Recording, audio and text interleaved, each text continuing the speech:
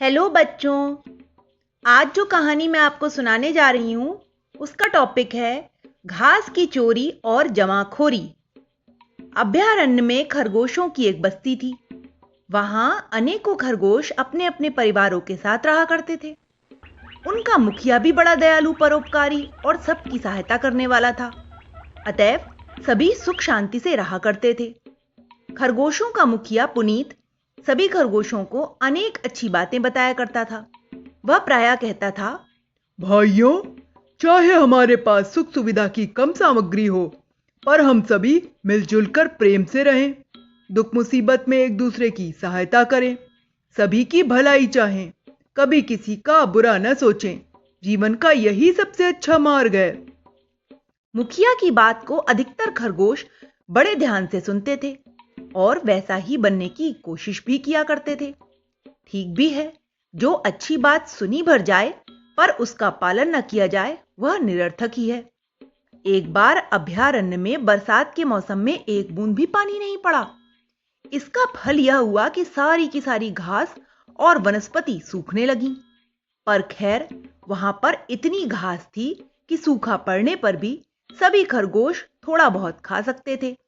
उनके बिल्कुल भूखा मरने की स्थिति नहीं आई। पूरी बस्ती में चंदू खरगोश अपनी चालाकी के लिए प्रसिद्ध था। वह बड़ा ही धूर्त था, काम करने में आलसी था, चालाकी से दूसरों की चीजें हड़पता रहता था। अतएव उससे सभी दूर रहना चाहते थे। चंदू ने सोचा कि सूखा पड़ रहा है, यही अच्छा मौका है जब मैं अमीर बन सकता हूं। बस दूसरे ही दिन से उसने अपनी योजना शुरू कर दी।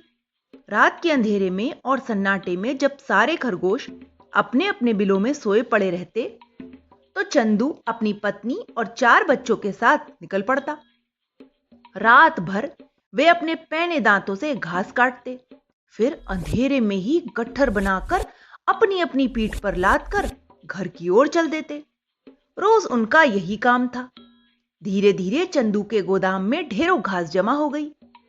पहले तो अन्य खरगोशों ने घास के कम होने पर ध्यान नहीं दिया, पर जब वह बहुत कम हो गई तो उनका ध्यान इस ओर गया। सभी आश्चर्य में थे कि उन्होंने इतनी घास इतनी जल्दी कैसे खा ली। एक दिन अचंभे की सीमा न रही जब उन्होंने देखा कि सारी घास नदारद थी। अब तो सारे खरगोश बड़े परेशान हुए। वे खुद तो 1-2 दिन भूखे रह सकते थे, पर उनके बच्चे तो भूख से बिलबिला रहे थे। आखिर वे सब मिलकर मुखिया के पास जा पहुंचे और रो रो कर कहने लगे, बच्चों की भूख हमसे तो देखी नहीं जाती, और अब हम भी कब तक भूखे रहेंगे। लगता है अब हम सभी की मृत्यु निकट ही है। वर्षों से हम इस वन में रह रहे हैं, पर ऐसा अकाल तो हमने कभी नहीं देखा और न ही सुना है। अब आप ही बताइए कि हम क्या करें, कहां जाएं? सभी खरगोशों की बात सुनकर मुखिया भी रो पड़ा। वह बोला, भाइयों, जो स्थिति तुम्हारी है वही मेरी भी है, पर दुख में घबराने से काम नहीं चलेगा। संकट का जब हम मन को स्थिर बनाकर बहादुरी से सामना करते हैं, तभी उस पर विजय पाते हैं। सो तो है ही, खरगोश एक साथ बोले। फिर आगे कहने लगे, आप बताइए हम क्या करें? पुनीत बोला, मुझे आश्चर्य है कि इतनी सारी घास आखिर गई तो गई कहां। मैं सोचता था कि उससे हम सभी का काम चल जाएगा। हम भी बड़े अचंभे में हैं, हम भी यही सोच रहे थे। सब खरगोश एक साथ बोले। खैर, मैं कोई न कोई हल निकालने की कोशिश करूंगा। पुनीत बोला। फिर उसने सभी खरगोशों को शाम को इकट्ठा होने की बात कहकर विदा कर दिया। पुनीत ने अपने मित्र अभय को बुलाया, उसके कान में कुछ समझाया। अभय एक एक करके सभी खरगोशों के घर गया। सभी को उसने मुखिया का यह संदेश दिया कि शाम को प्रत्येक खरगोश को अपने पूरे परिवार के साथ उत्तरी मैदान में इकट्ठा होना है। वहां सभी की एक सभा होगी और उसमें संकट से निपटने का उपाय सोचा जाएगा। पूरी बस्ती का चक्कर लगाने के बाद अभय पुनीत के पास गया और बोला, दोस्त, चंदू के ऊपर संदेश ठीक लगता है। जब मैं उसके घर पहुंचा तो घास की बहुत तेज महक आ रही थी। साथ ही रास्तों में कांटों की झाड़ियों के पीछे यह भी सुना था कि चंदू का बेटा दूसरे खरगोशों के बच्चों से कह रहा था कि मेरे पिताजी बहुत दूर से थोड़ी सी घास लाए हैं। यदि तुम्हें जरूरत हो तो ले सकते हो, पर इसके बदले घर का कीमती सामान तुम्हें देना होगा। अब तो पुनीत के संदेह की और भी पुष्टि हो गई। शाम को भरी सभा में पुनीत ने कहा, मित्रों, हमें संदेह है कि किसी ने घास की चोरी की है।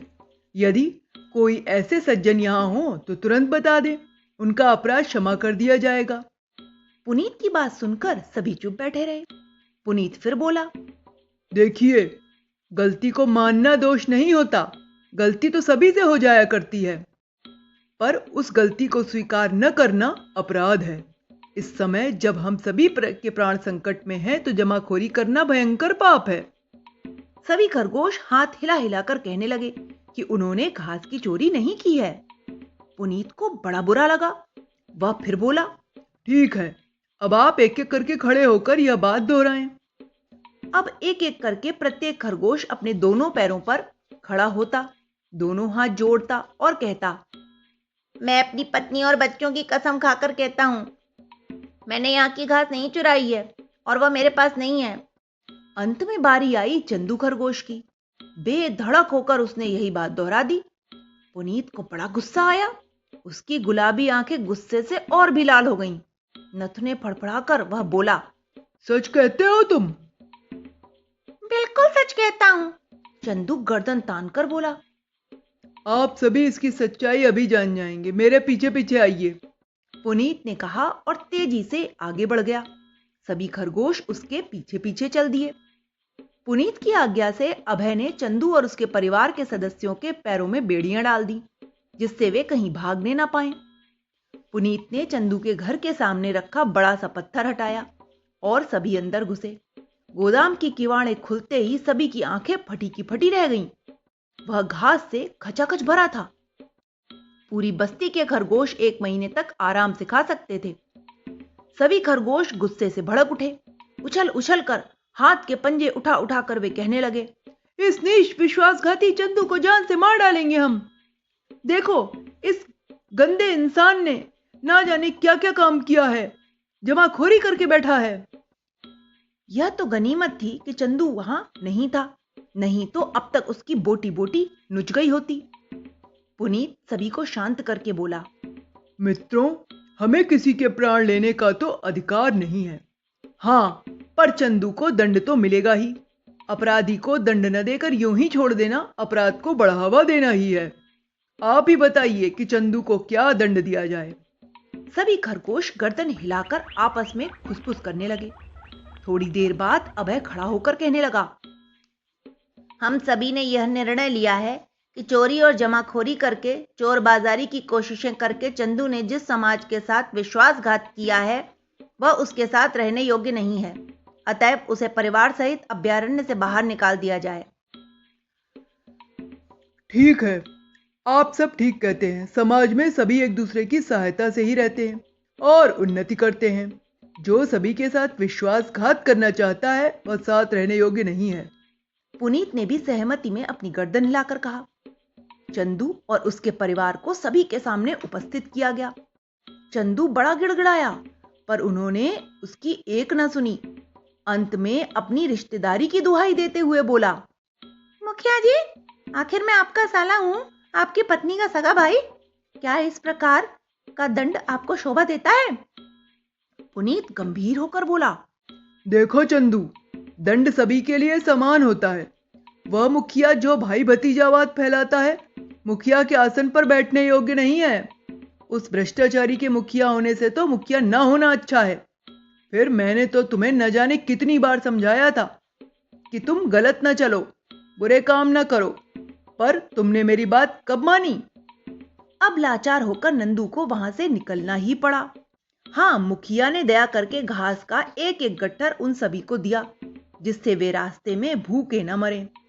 घास का गट्ठर पीठ पर लादे अपने कुकर्मों को रोता दुखी होता चंदू और उसका परिवार अभयारण्य छोड़कर आगे बढ़ गया।